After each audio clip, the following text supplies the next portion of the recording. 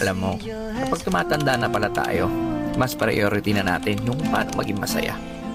Marirealize mo na mas masarap i-enjoy ang buhay pag masaya ka.